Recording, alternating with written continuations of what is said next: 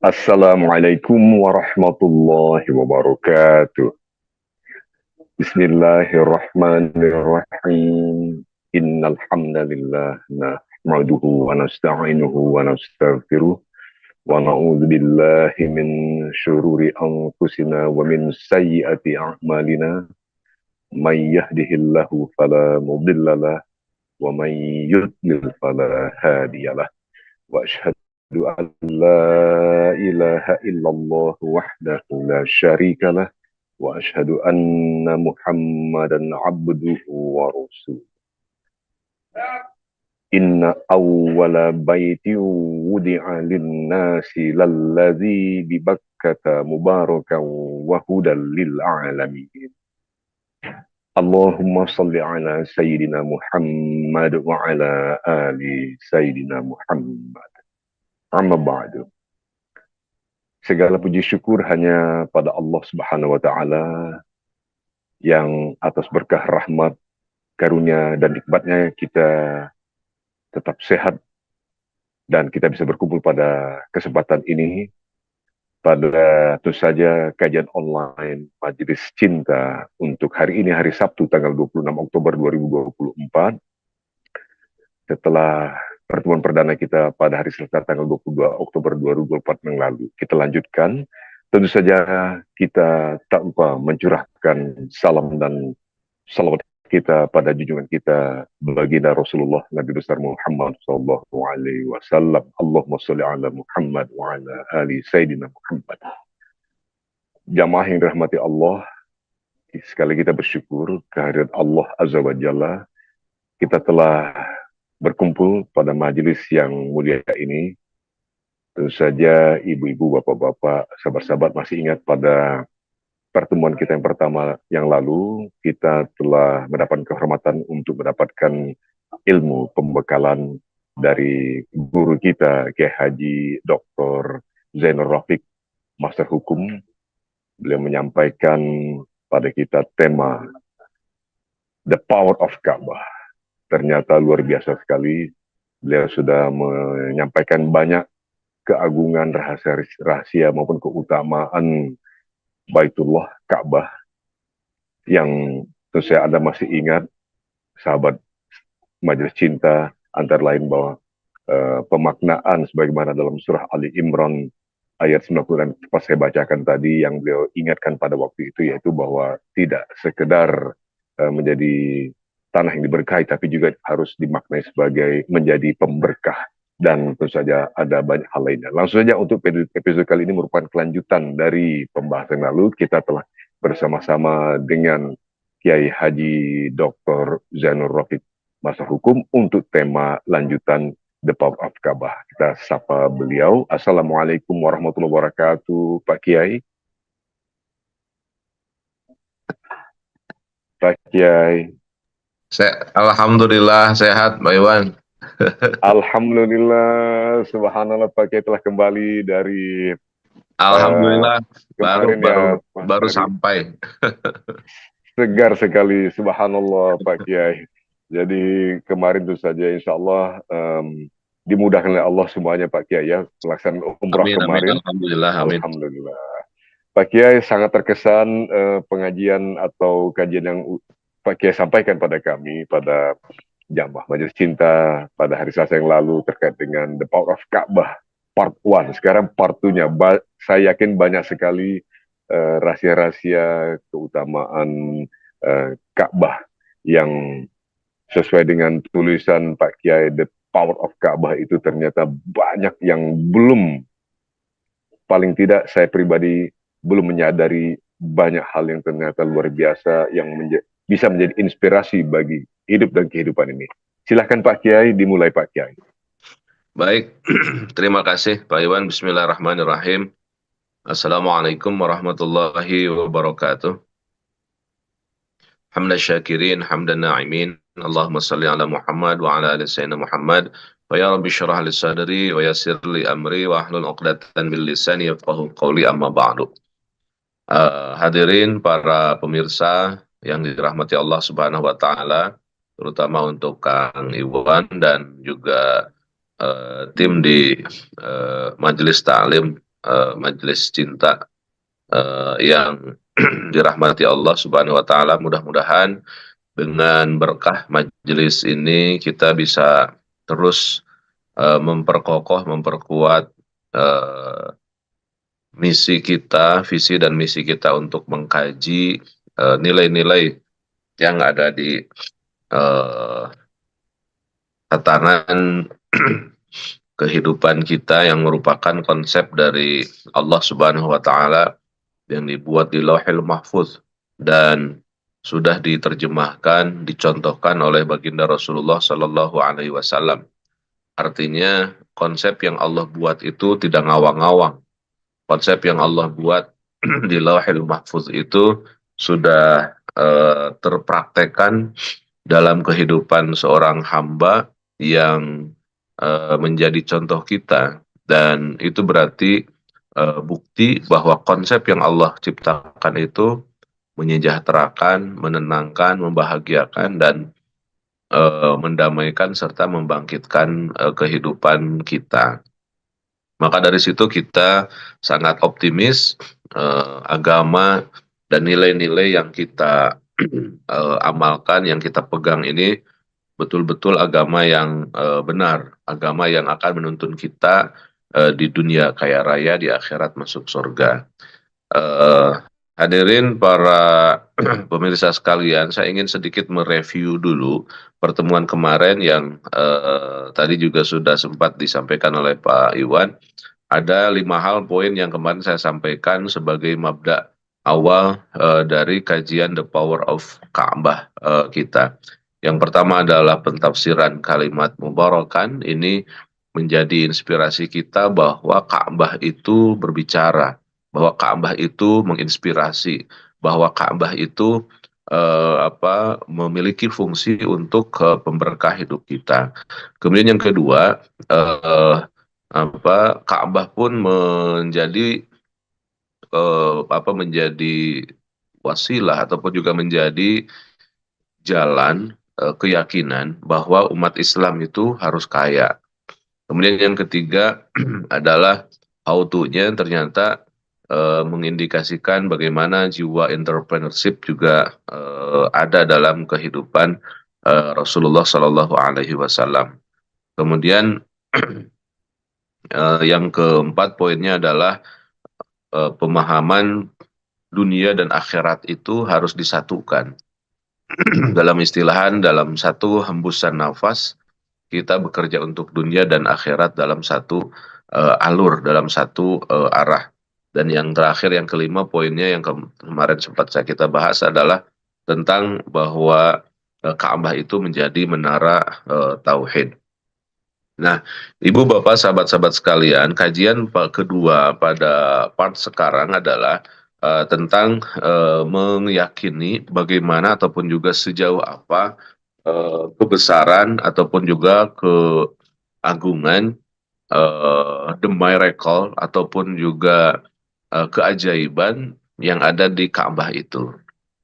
Ada 5 poin juga yang ingin saya sampaikan. Yang pertama adalah kita harus yakin bahwa Ka'bah itu adalah portal ataupun juga sesuatu yang dibuat oleh Allah untuk menyambungkan kehidupan dunia kita menembus ke kehidupan langit. Dan barang itu, Ka'bah itu memang diciptakan bukan oleh manusia, bukan oleh Nabi Muhammad, bukan oleh termasuk Nabi Ibrahim ataupun Nabi Adam. Artinya ini yang membuat adalah makhluk ataupun sengaja diciptakan oleh Allah, bukan manusia. Maka saya lebih cenderung yang membuat Ka'bah, yang membangun Ka'bah itu adalah para malaikat. Jadi Nabi Adam, kemudian anaknya Nabi Syed, kemudian berikutnya Nabi Ibrahim, termasuk keluarga Rasulullah Shallallahu Alaihi Wasallam adalah hanya melanjutkan. Nah, dalilnya kita bisa lihat di dalam surat Al-Baqarah 127. Wa idh yarfa'u Ibrahim al-qawa'ida. Jadi selama ini kita melihat bahwa yang membangun Ka'bah itu Nabi Ibrahim, padahal bukan. kalimatnya dalam surat Al-Baqarah dikatakan wa idh yarfa'u, ketika Nabi Ibrahim meninggikan, yarfa'u itu meninggikan dari apa, al-qawaid. Qawaid itu apa, pondasi. Jadi sebenarnya pondasi Ka'bah itu sebelum Nabi Ibrahim bangun itu sudah ada. Nah, ini menggambarkan para ulama mengatakan, jadi siapa yang membangun? Yang membangunnya adalah katanya Nabi Adam, Nabi Syed, kemudian Nabi Nabi Adam. Aghlabiah para ulama mengatakan bahwa yang membangun itu adalah para malaikat-malaikat Allah. Kenapa? Karena dari Ka'bah sampai menuju ke atas itu disebut dengan Baitul Ma'mur. Baitul Ma'mur itu adalah tempat tawafnya para malaikat-malaikat Allah. Jadi yang dibangun oleh Nabi Ibrahim itu, Nabi Ibrahim bukan membangun tapi meninggikan. Jadi pondasinya memang sudah dari zaman dahulu. Nah, kemudian juga menggambarkan bahwa kalau ayat surat Al-Baqarah Ali Imran 96 yang kita bahas kemarin itu menggambarkan bahwa inna awwala baitin, rumah pertama itu apa eh, menganjurkan satu asumsi bahwa yang namanya rumah Allah itu pertama kali adalah bukan Makkah tapi Al-Aqsa. Ahli kitab kan orang Yahudi, orang Nasrani mengatakan Allah itu yang adin as-samawiyah, agama-agama samawi itu mengklaim bahwa rumah Allah yang dibangun itu adalah Baitul Maqdis. Nah, dari sini dikatakan bahwa inna awwala baitin, kata Allah, rumah Allah pertama itu bukan Baitul Maqdis. Kalau dalam beberapa hadis digambarkan bedanya antara Allah membangun Baitul Maqdis dengan Baitullah itu 40 arba'ina sana, 40 tahun. Tapi nggak tahu 40 tahun kita yang seperti sekarang kali 12 bulan ataukah beda. Yang jelas teks hadisnya adalah arba'ina, 40. Jadi Allah membangun dulu Baitullah Ka'bah, kemudian baru Allah membangun di apa dari Baitul Maqdis. Nah, berarti yang dibangun oleh Nabi Ibrahim itu bukan jasad awal, bukan fisik awal, tapi memang tadinya sudah ada. Bahkan dalam Imam Ar-Razi menggambarkan ketika Nabi Ibrahim dibangun itu memang hasil ataupun bekas dari banjir bandang. Dari zaman Nabi Adam sudah ada, kemudian hancur, dibangun lagi zaman Nabi Syed, hancur lagi, kemudian bangun lagi zaman Nabi Nuh itu hancur semua. Nah, setelah zaman Nabi Nuh itu tidak ada, tapi pondasi-pondasinya masih ada. Datang zaman Nabi Ibrahim, wa idh yarfa'u Ibrahim al-qawa'ida. Jadi Nabi Ibrahim itu meninggikan, yarfa, bahasanya bukan yabna tapi yarfa, artinya meninggikan dari pondasi. Pondasi yang sudah ada dibangun. Nah, ini menjadikan sebuah keyakinan, oh itu tuh berarti barang-barang bukan untuk manusia saja. Untuk manusia tapi dibangun oleh bukan dari bangsa manusia. Betapa agungnya sesuatu yang dibangun, yang ada, dan untuk menyambungkan kehidupan kita ke langit, ke akhirat misalkan, itu ternyata memang dibuat dari ataupun yang membuatnya pun bukan manusia biasa. Ini menjadi pemaknaan kita bahwa betapa kekuatan Ka'bah itu, betapa kekuatan fisik yang ada di Ka'bah itu memang menyentuh ataupun juga nyambung ke kehidupan yang non fisik sekarang, yang bukan kehidupan kita sekarang saja. Jadi artinya kehidupan di di alam malaikat pun ter sentralkan dalam sesuatu hal yang dibuat itu yaitu Ka'bah. Artinya bukan orang Islam ataupun bukan manusia saja, para malaikat pun menjalankannya. Maka terbukti bahwa di atas Ka'bah tepat itu adalah Baitul Ma'mur. Maka ketika kita sedang bertawaf di depan Ka'bah, hakikatnya kita tengah bertawaf dengan para malaikat-malaikat Allah. Nah, ini yang harus dipahami oleh para jamaah, bahwa ketika kita masuk ke Ka'bah, yang terlihat bukan, waduh, orang hitam, orang Afrika pada hitam, kemudian pada bau, kemudian berdesak-desakan, gak nyaman. Tidak, bukan itu yang dilihatnya. Yang dilihat adalah bagaimana ketika kita berdesak-desakan bukan hanya dengan manusia, tapi dengan malaikat-malaikat Allah sampai Baitul Ma'mur. terbayang indahnya, terbayang kita tengah bertawaf dengan para malaikat-malaikat Allah ketika kita mengitari Ka'bah. Dan itu sesuatu yang sangat-sangat dahsyat, dan bukan hanya kita saja, para malaikat-malaikat Allah. Saya Kang Iwan pernah mengajak para jamaah coba lihat tuh Ka'bah. Kita punya waktu untuk tawaf, mau nggak? Waduh, Ustaz penuh katanya. Waduh, nggak mau tawaf. Kemudian saya katakan, ibu bapak, di atas Ka'bah itu adalah Baitul Ma'mur. Jadi kalau kita masuk ke dalam, kita itu tengah bertawaf dengan para malaikat-malaikat Allah.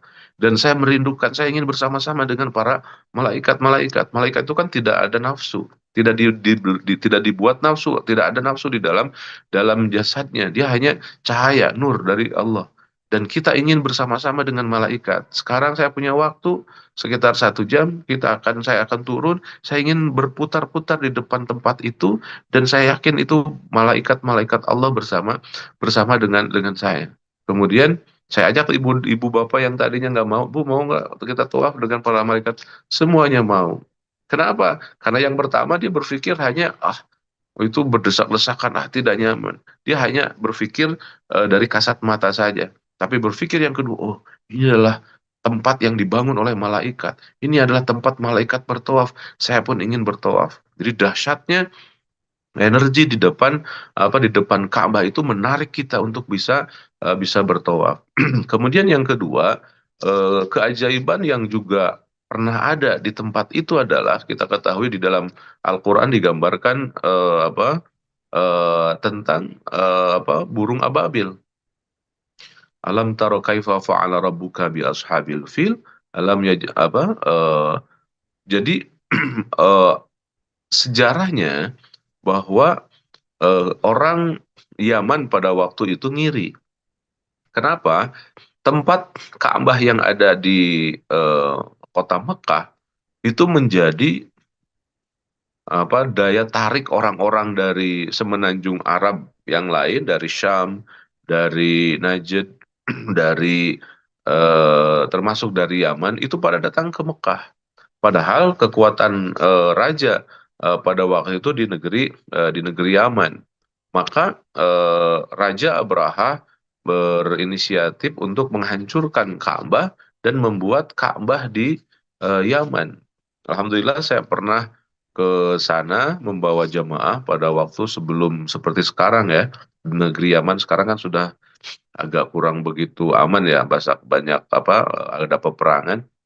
Waktu zaman itu pernah ke sana dan dilihat memang ada Ka'bahnya, Ka'bah Abraha. Jadi mereka bikin Ka'bah dan sekarang posisinya di pasar kalau nggak salah, dan jadi tempat sampah.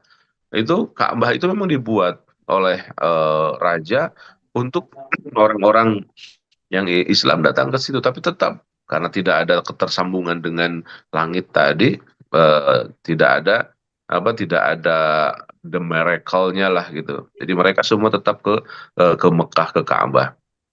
Nah kemudian eh, karena Ka'bah yang di Yaman itu tidak berkembang, maka dia akan ingin menghancurkan Ka'bah yang ada di Mekah. Datanglah dengan bala tentara bala tentara gajah datang ke Mekah.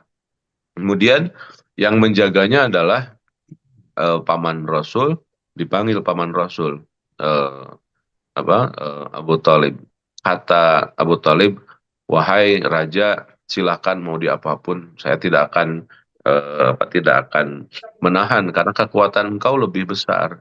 Tapi kembalikanlah rampasan-rampasan barang yang punya saya, dan untuk Ka'bah saya lepaskan. Kenapa? Karena ini kata-kata yang luar biasa. Kata paman Rasul, karena Ka'bah itu ada yang menjaganya. Dia yakin bahwa Ka'bah itu ada yang menjaganya. Dia yakin bahwa Ka'bah itu tidak dibangun kemudian seperti bangunan biasa. Saya yakin kekuatannya di luar kekuatan kita. Maka Abu Talib saat ini sangat-sangat santai saja. Kenapa? Karena yakin akan ada yang menjaganya. Apa yang terjadi? Mereka terus bablas dan tepatnya menurut sejarah di satu lembah namanya Wadi Al-Mu'asir. Wadi Mu'asir itu posisi sekarang itu di daerah Musdalifah. Dari di Musdalifah itu kan ada Masjid Al-Masy'aril Haram. Di dekat Masjid Masy'aril Haram itu, di situ ada namanya Wadi Al-Mu'asir, Lembah Al-Mu'asir. Disitulah tempat dihancurkannya tentara Abraha bersama kekuatan gajah. Wa arsala alaihim tayran ababil tarmihim bihijaratin min sijil. Dihantam dari batu, nggak tahu dari mana batu itu. Ka'asfim makul, seperti apa daun yang sudah dimakan oleh ulat. Saking hancurnya. Jadi Allah itu pernah menurunkan azab kepada Raja Abraha bersama para pengikutnya yang akan menghancurkan Ka'bah dan hancur. Maka di Wadi Mu'asir itu kalau jemaah datang ke situ harus cepat-cepat. Karena ada hadis Rasul bahwa di tempat yang pernah diturunkan azab itu kita jangan terlalu lama, kita harus cepat-cepat. Di tempatnya di Wadi Mu'asir, tempat dihancurkannya Raja Abraha dan juga para pasukan gajah, Tayran Ababil. Nah, ini menggambarkan bahwa Ka'bah itu selain yang membangun juga adalah malaikat, kemudian dijaga oleh Allah. Apapun yang terjadi itu ada jagaannya. Kemudian poin yang ketiga, yang luar biasanya Allah Subhanahu wa taala menggambarkan, dan ini dalam hadis. Dalam hadis digambarkan, Ibu Bapak, sahabat-sahabat sekalian, setiap saat Allah Subhanahu wa taala menurunkan 100 keberkahan, 100 maghfirah, 100 rahmat. Di rahmat yang Allah Subhanahu wa taala setiap saat diturunkan di Ka'bah. Itu 60 bagi orang yang tengah bertawaf, kemudian 40 mohon maaf, apa 40 bagi orang yang melaksanakan tawaf, jadi lebih besar. Kemudian 20 bagi orang yang tengah salat, kemudian 20 bagi orang yang nongkrong saja. Jadi tidak sedang tawaf, tidak sedang sholat, tidak sedang ngapa-ngapain, nongkrong saja di depan Ka'bah, sudah dapat 20 rahmat. Subhanallah. Ini hadisnya sahih. Artinya saking luar biasanya itu Ka'bah, tidak ngapa-ngapain juga dapat 20. Dalam hadis lain digambarkan, kalau kita diam di depan Ka'bah dengan mentadaburinya, seiring dengan kita melihat Ka'bah, kemudian mentadaburinya, ya Allah, ini Ka'bah, hanya melihat saja, itu dosa-dosa kita berguguran dan dihapuskan oleh Allah Subhanahu wa taala. Betapa dahsyatnya rahmat yang Allah berikan di Ka'bah. Jadi Ka'bah itu memang harus dilihat dalam satu sudut pandang yang sangat-sangat luar biasa. Nah, keagungan Ka'bah itu salah satunya adalah dari hadis Rasulullah tadi, 100 rahmat Allah turunkan setiap saat, 60 bagi orang yang sedang tawaf, 20 bagi yang sholat, dan 20 bagi orang yang nongkrong tidak ngapa-ngapain. Dan itu mendapatkan rahmat ketika kita berada di depan Ka'bah. Betapa Ka'bah itu sangat-sangat dahsyat keberadaannya. Maka bagaimana kita tidak rindu? Bagaimana kita tidak tergerak kemampuan dan kekuatan kita, kesempatan yang ada untuk kita berbondong-bondong menikmati keberadaan kita di depan Ka'bah. Nah, Ibu Bapak, sahabat-sahabat sekalian, ini sesuatu yang sangat-sangat dahsyat. Ini sesuatu yang sangat-sangat luar biasa dan harus kita jadikan pemahaman yang kuat bahwa Ka'bah itu memang diciptakan oleh Allah Subhanahu wa taala sangat-sangat besar. Nah, kemudian poin yang keempat adalah ketika Allah berikan rahmat, di situ memang energinya itu sangat luar biasa. Sedikit kemarin pernah kita bahas kenapa besar. Salah satunya adalah bahwa ibu bapak, orang-orang yang berada di Ka'bah itu, mereka datang ke situ mau ngapain, untuk ngapain? Nggak ada lagi kecuali dia dengan berhati bersih, ingin takarrub, mendekatkan diri kepada Allah. Jadi orang-orang yang berkumpul di depan Ka'bah itu adalah orang-orang yang sudah berusaha untuk mensucikan diri. Ini berarti posisi orang tersebut sudah positif. Dalam kalimatnya kan min kulli fajjin amik. Dari seluruh penjuru dunia mereka datang ke tempat itu. Bayangkan, dari rumah masing-masing dia sudah membawa energi positif. Energi positif kemudian berkumpul di situ. Itu yang pertama. Kemudian yang kedua, ketika mereka ibu dan bapak, mereka berada di depan Ka'bah, itu mereka ngapain? Nggak ada apa-apa kecuali apa? Bertahmid, bertahlil, bertasbih. Orang yang berjubel, kalau kita lihat di depan Ka'bah itu, orang yang berdesak-desakan, mereka itu tengah subhanallah, walhamdulillah, la ilaha illallah, Allahu Akbar. Jadi mereka itu tengah berusaha semaksimal mungkin untuk membersihkan jiwanya dan membesarkan Tuhannya. Dan itu bukan satu orang, ribuan bahkan jutaan. Dan dari rumahnya datang dengan energi yang positif. Dari rumahnya memiliki energi yang positif, kemudian di depan Ka'bahnya juga tidak ngapa-ngapain kecuali berzikir. Jadi dipandang, dipahami bahwa orang-orang yang berada di Ka'bah itu mereka tengah memancarkan energi positif. Belum lagi di tempat itu malaikat-malaikat sampai Baitul Ma'mur tengah berkumpul. Dan ditambah lagi, kalau pakai teori hukum Lorentz yang kemarin, ini energi diputarkan tidak searah dengan arah jarum jam. Dan energinya kalau diputarkan, kalau kan teorinya kalau satu kumparan diputarkan tidak searah dengan arah jarum jam, ini akan melesatkan energi ke atas. Gini, hukum Lorentz, mutar kemudian akan ke atas. Artinya bahwa di Ka'bah itu energi positif berkumpul, kemudian diputar, kemudian melesat ke atas. Subhanallah. Inilah menjadi terminal menyambungnya dunia dan juga dengan langit.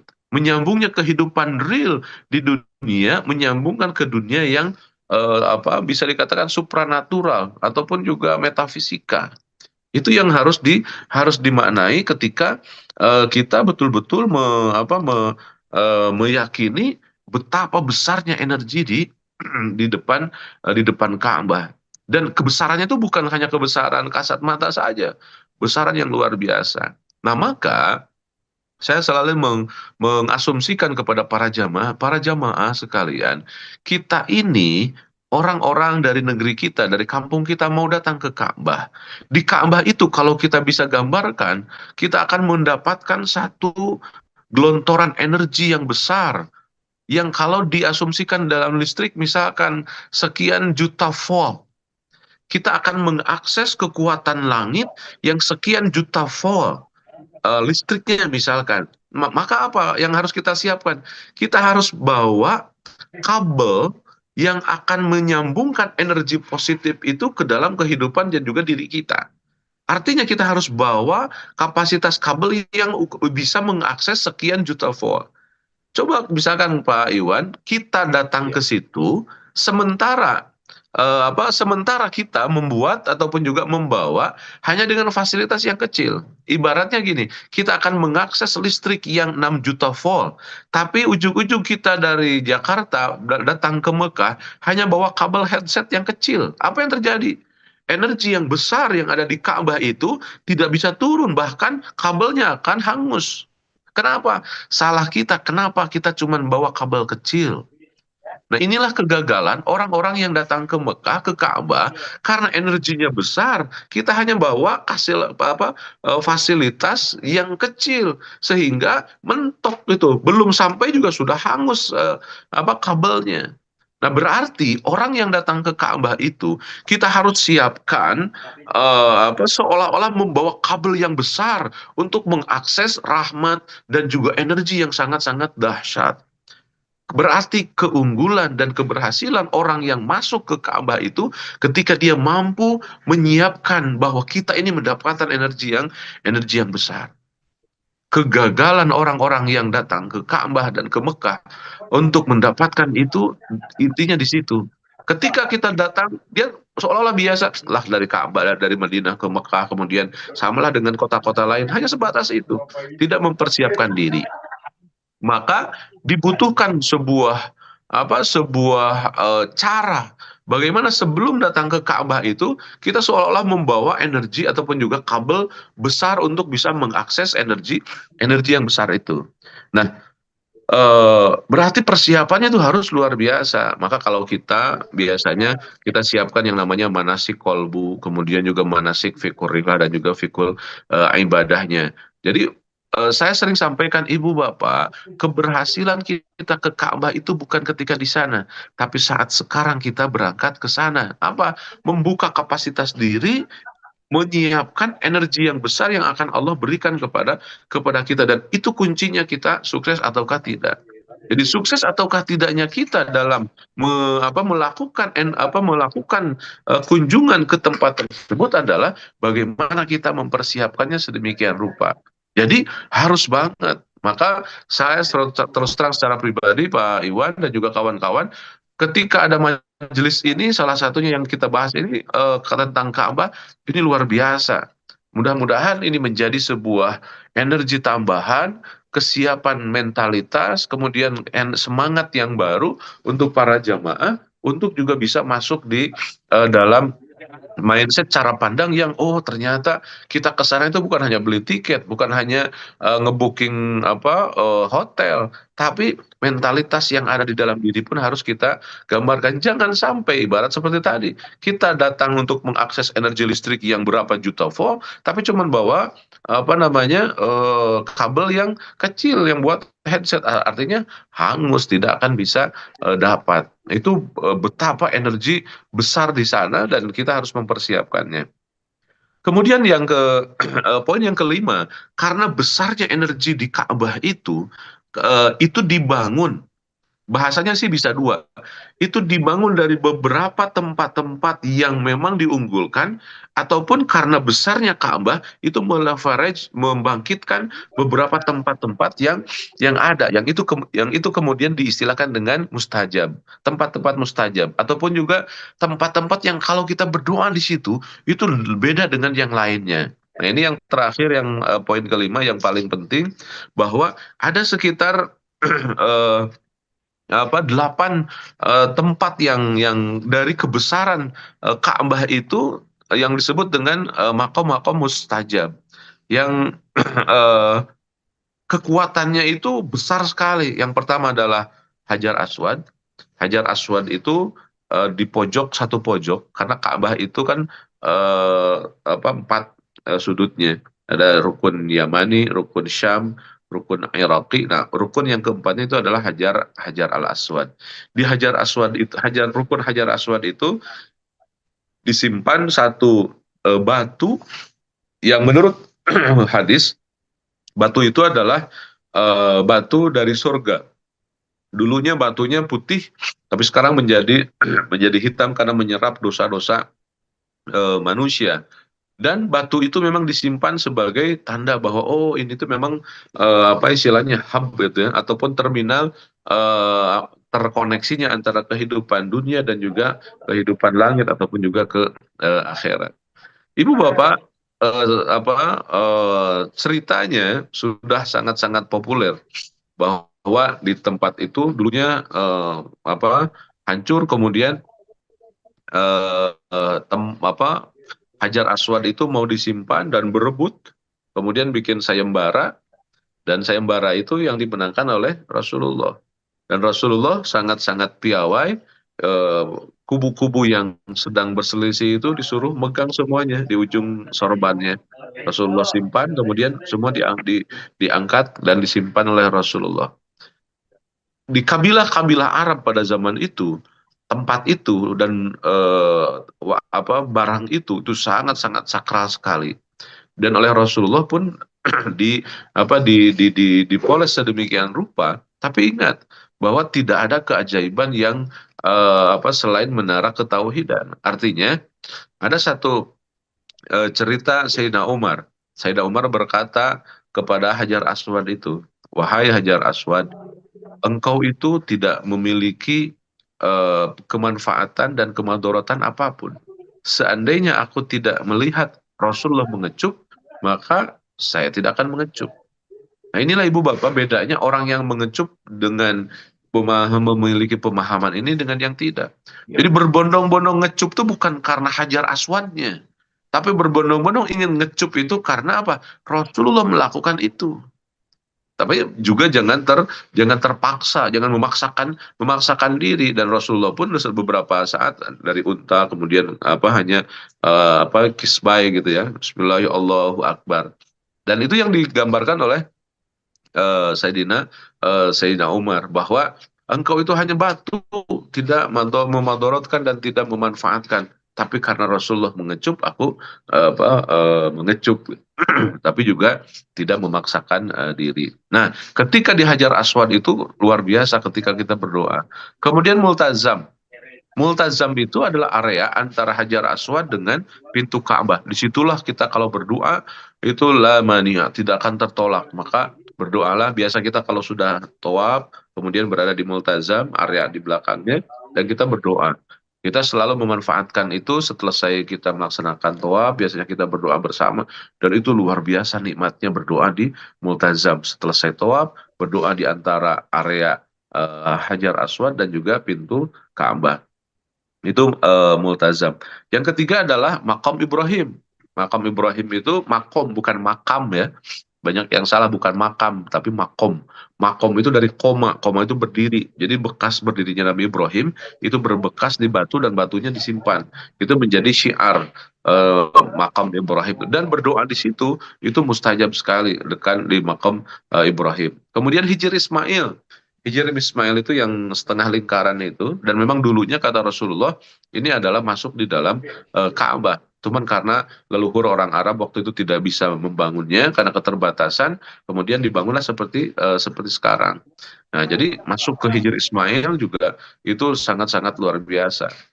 Nah, kemudian apa eh, apa namanya mizab, eh, talang yang ada di depan, di bawah, di atas Hajar Ismail juga sama ketika kita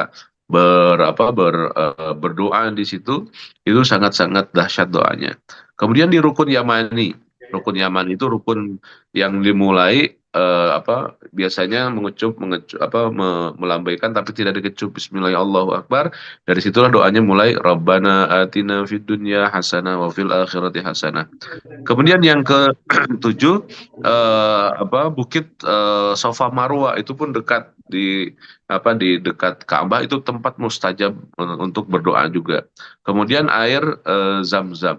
Air Zam-Zam itu adalah air yang memang dihadirkan oleh Allah Subhanahu wa taala, sampai sekarang itu masih ada, dan keindahannya luar biasa. Bahkan ketika kita meminum air Zam-Zam, apapun yang kita inginkan itu dikabulkan oleh Allah. Ma'uz Zam-Zam lima syuribalahu. Air Zam-Zam itu tergantung kita mau meminumnya. Ya Allah, saya tuh punya masalah dalam kehidupan saya, dalam fisik saya, sehatkan saya ya Allah, saya minum, sehat insya Allah. Ya Allah, saya tuh punya bla bla bla bla bla. Saya ingin membuat ingin demikian, ingin begini begini begini. Kemudian kita minum, insya Allah mustajab. Karena inda syurbi ma'iz Zam-Zam, ketika minum air Zam-Zam itu doa kita dikabulkan. Di samping air Zam-Zam itu adalah air yang sangat-sangat luar biasa. Para peneliti seperti Profesor Dr. Masaru Emoto ya dari Jepang sudah menggambarkan bahwa dahsyat sekali, luar biasa kelebihan air Zam-Zam, antioksidannya tinggi, kemudian pH-nya juga di atas rata-rata.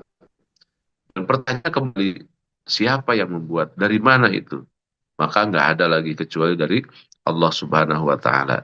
Itulah mungkin 5 poin, Pak Iwan, yang bisa saya sampaikan di pertemuan kedua The Power of Ka'bah ini. Mudah-mudahan kita semakin yakin bahwa Ka'bah itu adalah sesuatu hal yang dibuat oleh Allah dan dibantu oleh para malaikat-malaikat Allah, dan kita pun harus mengeluarkan effort yang luar biasa untuk kita bersandar di tempat itu.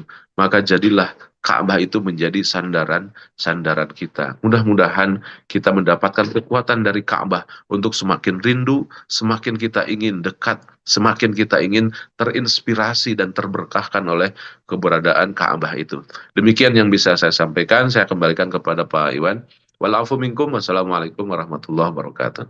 Alhamdulillah.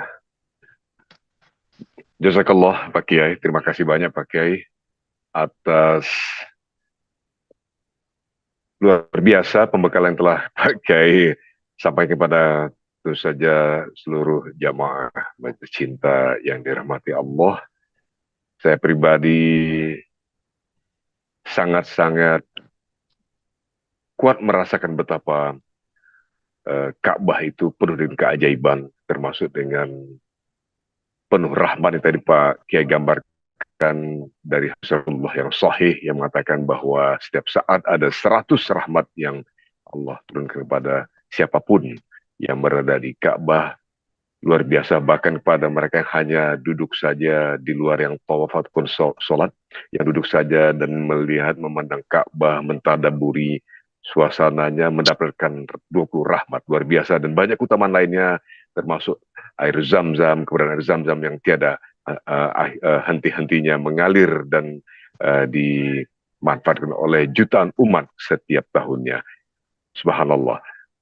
Ibu-ibu, bapak-bapak, para sahabat yang kami muliakan, tentu saja kami sekarang mengundang ibu, bapak, jamaah yang kami muliakan untuk menyampaikan atau mengajukan pertanyaan kepada Pak Kiai.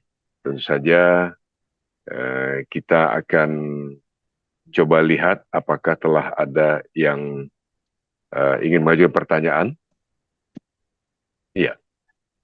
Mungkin ada satu yang ingin mengajukan pertanyaan, Pak Kiai. Ini dari salah seorang jamaah. Kita persilahkan. Mungkin bisa nanti akan di-capture oleh gambar oleh speaker kita. Ini ada Ibu Lina ya. Ingin bertanya. Silakan Ibu Lina. Assalamualaikum warahmatullahi wabarakatuh. Waalaikumsalam. Waalaikumsalam warahmatullahi wabarakatuh. Ya, Pak Ustadz, mendengar dari Pak Ustadz membuat kita semua itu betapa ingin ke Ka'bah, melihat Ka'bah, apakah itu untuk haji atau umroh. Cuman kembali ke realitas ya Pak Ustadz, ketika seseorang itu yang misalkan mungkin juga banyak yang misalkan tidak berpenghasilan, tidak ada usaha, maksudnya tidak ada pekerjaan, tidak ada penghasilan dan berhutang banyak, sedangkan dalam sholatnya dia merindukan ingin ke sana. Dengan izin Allah, dengan doanya mungkinnya dia mendapatkan warisan dari kerabat, ya dengan izin Allah ya. Apa yang harus didahulukan? Apakah memang doanya itu terkabul untuk segera ke Ka'bah untuk haji atau umroh, atau membayar hutang, atau membuka usaha? Karena kan dengan membuka usaha akan terus maju, bisa untuk kebutuhan sehari-hari, bahkan ketika berkembang bisa ke Ka'bah juga. Nah, apa yang harus didahulukan oleh seseorang itu? Terima kasih Ustaz. Wassalamualaikum warahmatullahi wabarakatuh. Waalaikumsalam warahmatullahi wabarakatuh. Itu terima kasih Bu Lina pertanyaan. Mohon Pak Kiai tadi pertanyaan tadi. Baik. Silakan Pak Kiai. Mohon menjelaskan. Terima kasih Ibu Lina. Pertanyaannya luar biasa, dahsyat, dan itu memang saya sering setiap seminar ataupun juga kunjungan ke beberapa majelis selalu ada pertanyaan itu. Jadi kehidupan kita misalkan belum termasuk orang yang bisa ataupun mampu berangkat ke sana. Kemudian kita dapat sesuatu, mana yang kita dahulukan? Apakah kita untuk usaha ataupun bayar hutang, ataukah berangkat ke Ka'bah? Ibu Lina, dalam hal ini memang kita tidak bisa mengeneralkan sesuatu tanpa Ibu Lina sendiri apa ya, tune in ya di dalamnya. Kenapa? Yang akan menggerakkan, yang akan menjalankannya adalah Ibu Lina. Kalau menurut saya begini, orang lain belum tentu. Artinya tiga Hmm. hal itu, apakah bayar utang dulu, ataukah apa namanya usaha dulu, ataukah umroh dulu. Bagi saya, bagi saya adalah saya akan berusaha semaksimal mungkin saya untuk umroh. Kemudian di sana bisa berdoa. Setelah berdoa berarti kan apa, optimismenya juga tinggi. Kemudian kita usaha. Tapi diingat bahwa usaha apa yang akan kita garap. Jangan sampai kita lepaskan semuanya. Artinya misalkan begini, taruhlah mohon maaf, kita punya uang misalkan 30 juta. 30 juta untuk berangkat umroh. Saya akan berangkat umroh. Kemudian saya yakin saya akan merasa dan menikmati memulai semua kehidupan saya dengan keberangkatan Hmm. umroh. Dan saya akan berdoa di sana. Dan saya yakin doa saya akan dikabulkan. Kemudian pulang dari sana saya akan usaha. Nah, ini usahanya apa dulu? Usahanya apakah karena banyak banyak orang yang ekspektasi ya udah saya berangkat dulu sementara ini yang ketiganya juga belum jelas. Nah, berarti pertanyaannya Ustadz, ada nggak usaha yang memang tidak apa sebenarnya dari link ini bisa mengarahkan banyak Bu Lina, ataupun misalkan kalau dari dana yang ada ini disisihkan, tidak harus semuanya, misalkan cuma 10%, 20%, tapi yang jelas ini akan jalan, maka kita prioritaskan ibadah umroh. Nah, jangan sesekali kita terlalu apa ya, ngelepas apa istilahnya itu, terlalu gambling. Itu juga tidak bagus. Ya udah penting berangkat, sampai di sana ngapain ya? Kita harus dijalankan otak kita, pikiran kita. Artinya direntas mana hal-hal. Kalau bisa dibagi tiga itu lebih bagus. Bayar utang 1/3-nya, kemudian untuk umroh 1/3-nya, kemudian untuk usaha 1/3-nya. Itu sangat bagus. Bisa ada nggak? Ada. Nah, itu nanti tinggal komunikasi sama tim kita ada. Banyak, dan kita memang mempersiapkan seperti itu. Nanti tinggal hubungi Majelis Cinta, kita akan siapkan bagaimana caranya. Dan bisa, saya tuh mau umroh, tapi umrohnya gratis misalkan. Itu juga ada. Artinya, jangan hanya berpikir bahwa Ibu Lina, saya punya uang nggak berangkat. Itu harus dibangun dulu apa ya, jaringan. Kenapa? Agar kita meyakini toh kita kan ada keterbatasan. Berarti tiga-tiganya harus kita lakukan. Pertama bayar hutang itu harus, ke umroh juga kebutuhan, kemudian usaha juga keharusan. Dan satu dengan yang lainnya tidak berbenturan. Akhirnya artinya harus dicari tiga ini agar dapat tiga-tiganya, dan itu bisa. Nah, makanya salah satunya majelis ini adalah juga untuk kita berkomunikasi. Ibu Bapak mohon maaf, saya secara pribadi dengan teman-teman, bukan ketika menggiring ke Ka'bah itu kita harus datang kemudian pulang selesai, enggak. Kita bagaimana persiapkan keberangkatannya ke sana. Sebelum ke sana apa yang harus kita perlihatkan. Kalau sedikit mungkin saya menggambarkan, sebelum berangkat ke sana dengan the power of Ka'bah ini, kita berupaya semaksimal mungkin untuk merubah mindset. Bagaimana mindset kita dirubah sehingga kita ke sana itu betul-betul merasakan dan menjadikan Ka'bah itu kebutuhan kita. Nah, kemudian narasi yang kedua, selama di sana kita siapkan buku yang saya tulis juga yang judulnya The Power of Syukur. Bahwa selama di sana itu kita diajari, dipaksa, diarahkan untuk masuk dalam fokus kesyukuran. Kemudian buku yang ketiga setelah The Power of Syukur adalah KRL, Kekuatan Rezeki Langit, 7 inspirasi kaya dari tanah suci. Buku itu menggambarkan tentang entrepreneurship. Jadi dagang. Jadi kalau narasi kita ada tiga, buku The Power of Ka'bah, The Power of Syukur, kemudian KRL. Nah, ini masuk tiga-tiganya. Dan semuanya bisa. Mana yang didahulukan? Kalau menurut saya, masuk tiga-tiganya. Ya umroh, ya bisnis, ya umroh, bayar hutang, ya usaha. Itu tiga-tiganya bisa kita lakukan dan tinggal dikomunikasikan. Insya Allah timnya kita sudah siapkan seperti apa, dan nanti tinggal dicatat nomor majelis cinta ini, tinggal dikomunikasikan. Bagusnya sih yang begitu datang ke kantor offline, kita diskusi, kita ngobrolkan, sehingga kita tiga hal itu Bu Lina tidak dipilah-pilah. Dalam rezeki yang Allah berikan itu tiga-tiganya bisa kita dapat, dan insya Allah yakin, saya terus terang saja sampai saat ini sudah mengantongi lebih dari tiga bisnis yang memang saya siapkan untuk para jamaah. Para jamaah ada yang MLM, ada yang direct selling, ada yang kenapa? Karena kewajiban kita bukan hanya membimbing ke Mekah, tapi kewajiban kita mengarahkan pulang dari Mekah itu kita harus bisnis. Kita tuh harus pegang cash gitu. Kita harus betul-betul kan kaya tadinya. Bagaimana misalkan kita membimbing sampai di sana kemudian pulangnya, Ustaz saya pulang umroh ngapain ya, doa saja. Nggak begitu. Pulang umroh, Ustaz apa yang saya bisa bisniskan? Nih Bu, jalurnya ini. Ibu mau masuk begini, begini. Insya Allah Alhamdulillah kita sudah masuk dalam sebuah konsorsium dan membuat konsorsium besar. Artinya kita bisa lakukan semuanya, dan itu kalau yang disampaikan oleh Bu Lina tadi, tiga-tiganya memang kita harus jalankan, dan itu jihad Bu Lina. Dari mana caranya? Caranya itu umroh, kemudian juga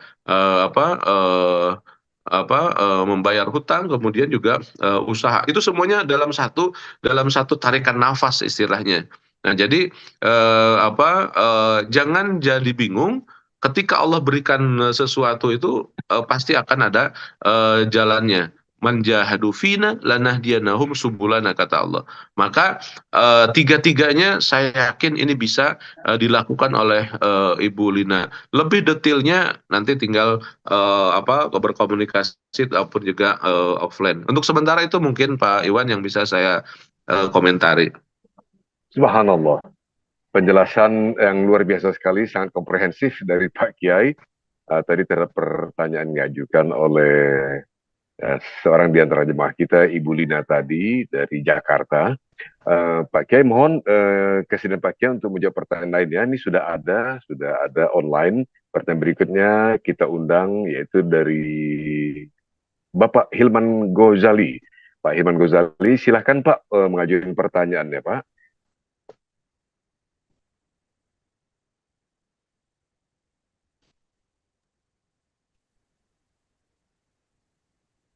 Mungkin Pak Hilman sudah dengar? Ya. Assalamualaikum. Waalaikumsalam warahmatullahi wabarakatuh. Aduh, Subhanallah. Masya Allah. Alhamdulillah, Silakan, nuhun Pak Iwan. Nuhun, atur nuhun Pak. Robik, wilujeng tepang deui. Siap, Mangga, Masya Allah. Pak. Silakan Pak, Masya Allah. Silakan Pak. Abdi alhamdulillah tiasa mengikuti ke satu kedua di Majelis Taklim ya. Wilujeng tiasa aya dari majelis anu tiasa neraskeun maksud orang meraih tina hasil ke Mekah, hasil umroh, hasil hajian. Dina kesempatan ieu kuring ngadugikeun nya alhamdulillah tiasa sasarengan deui. Salajengna tadi aya penjelasan anu teu acan ka pendaku kuring perkawis Allah menurunkan toiron ababil tempat eta teh di kinten-kinten di palih mana di tanah Mekah. Insya Allah dina tahun ieu Allah ngersakeun wasilah pun anak nu bungsu hoyong dijajab bade ngalaksanakeun umroh. Di palih mana rupina Pak Ustadz eta? Sakitu Pak Intan. Assalamualaikum warahmatullahi wabarakatuh. Waalaikumsalam warahmatullahi. Langsung Pak Iwan.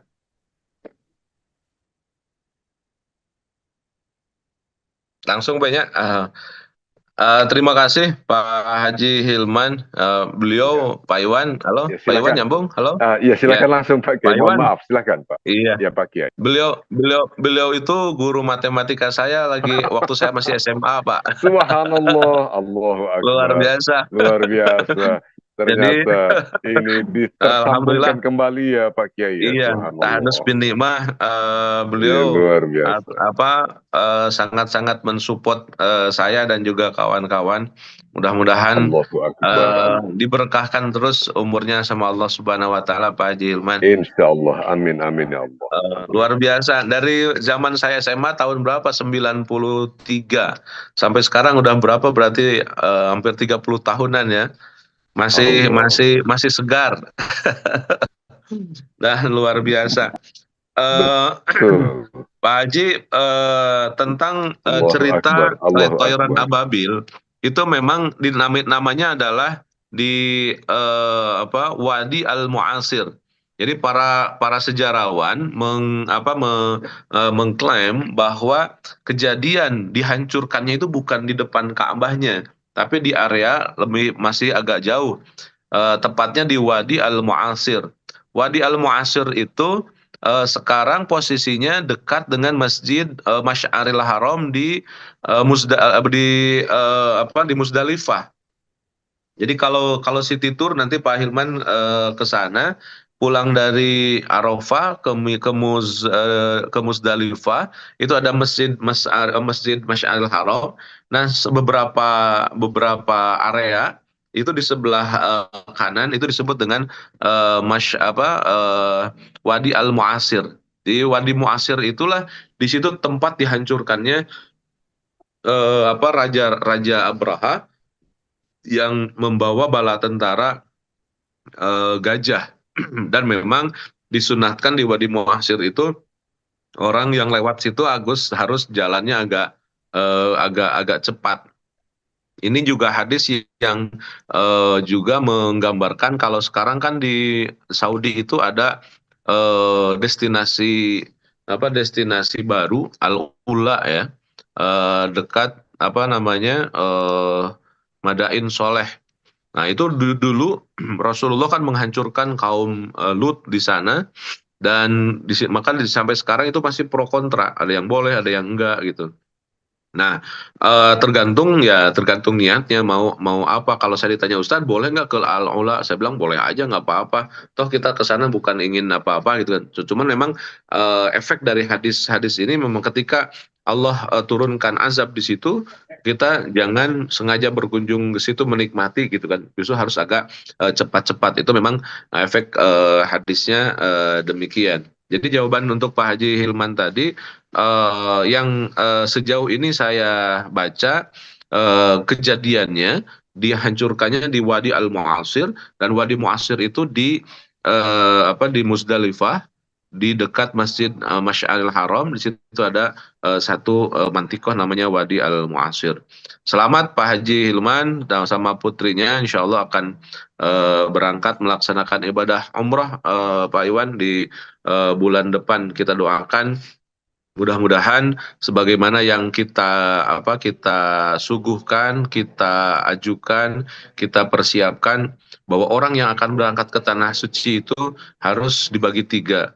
Pertama adalah praknya diarahkan, dipersiapkan mentalnya untuk menjadi orang yang siap mendapatkan maghfirah dan juga energi Amin. di sana dengan pengantar buku The Power of Ka'bah.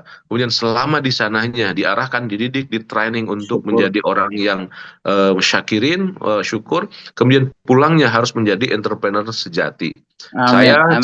Saya sama teman-teman Pak Iwan dan juga teman-teman selalu mensupport pulang umroh itu kita harus bisnis yang benar. Kita harus bisnis yang berkah, kita harus bisnis yang luar biasa. Kenapa? Ini amanah dari Rasulullah. Amanah ketika pulang umroh kita harus menjadi entrepreneurship sejati. Dan kenapa? Kita harus kaya. Bagaimana kita mau kaya kalau setelah umroh dia mau jadi masjid doa saja, zikir saja, enggak. Kita harus energinya kita kembangkan untuk bisa mendapatkan wasilah, salah satunya dengan bisnis. Maka insya Allah kita pun sedang merintis konsorsium besar, ya minimal para jamaah umroh itu ketika bertanya, ketika berniat, mana yang ingin, mana yang bisa saya masukin, terus insya Allah.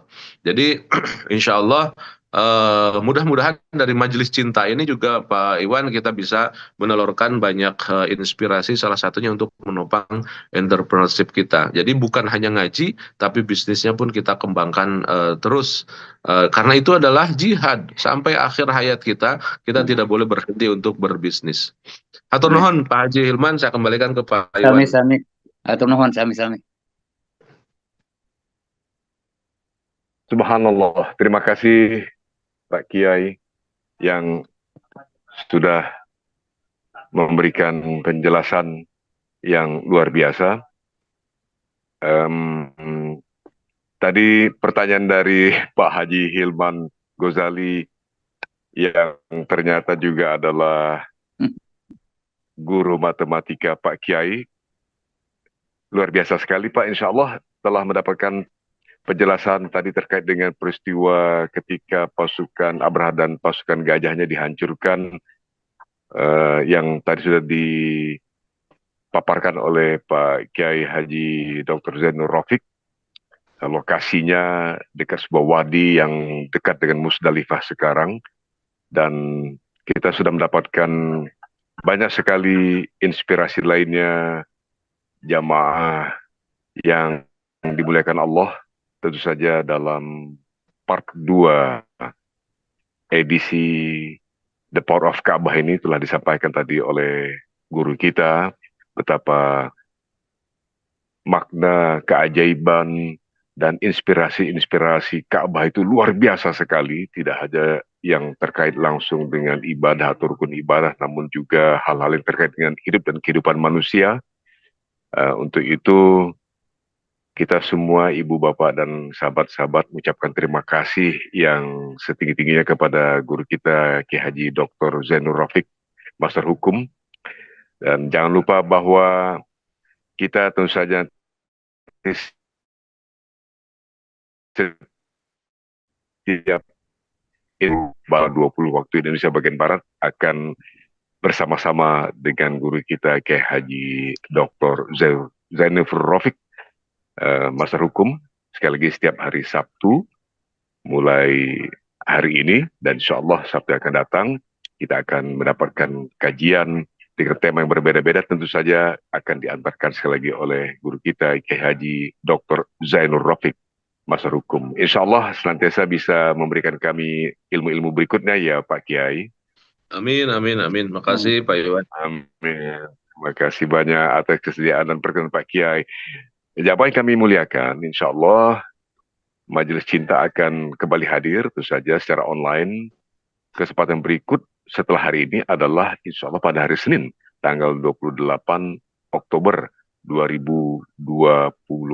Sekali lagi pada hari Senin, tanggal 28 Oktober tahun 2024, dengan guru kita yang tentu saja ibu bapak sahabat, khususnya keluarga-keluarga Indonesia sangat mengenal beliau. Insya Allah kita akan mendapatkan nanti ilmu dan banyak tausiah pembekalan dari Mamah Dedeh yang tentu saja sangat kita hormati.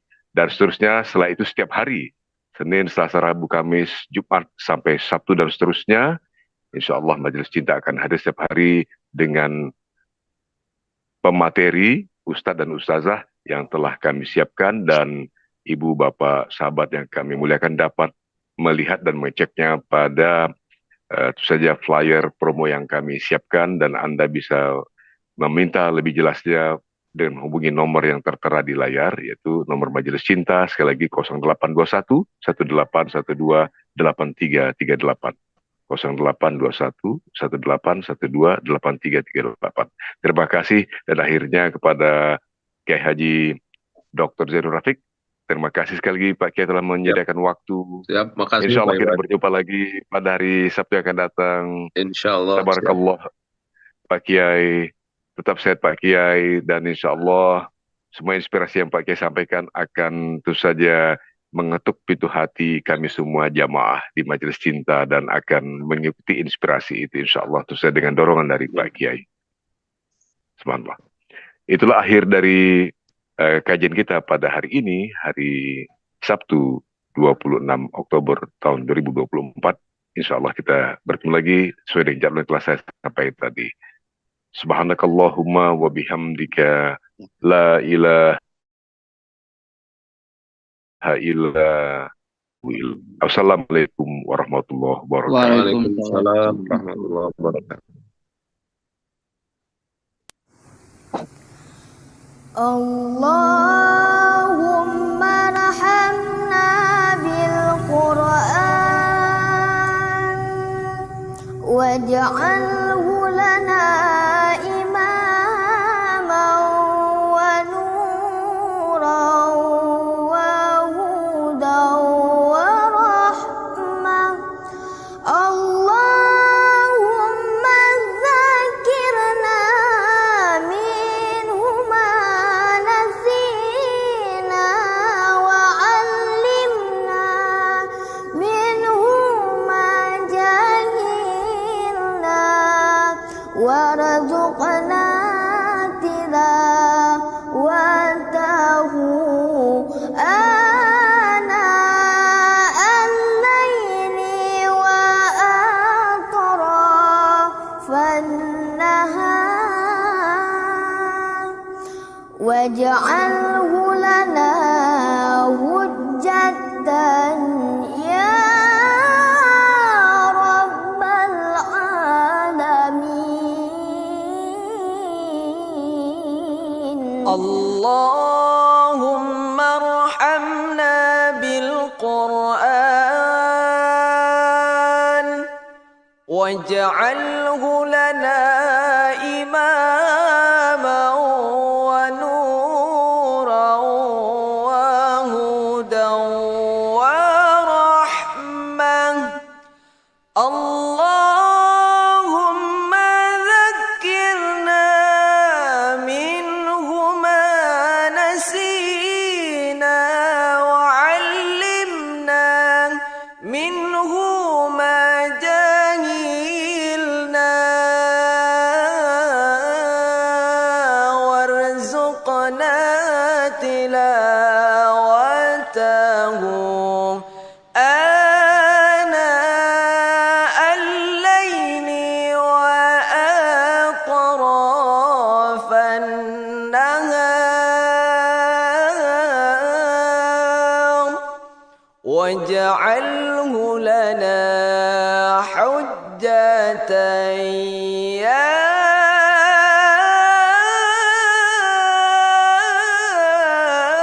rabbal alamin. Allahumma arhamna bil Qur'an waj'alhu lana imaman wa nuran wa hudan wa rahmah.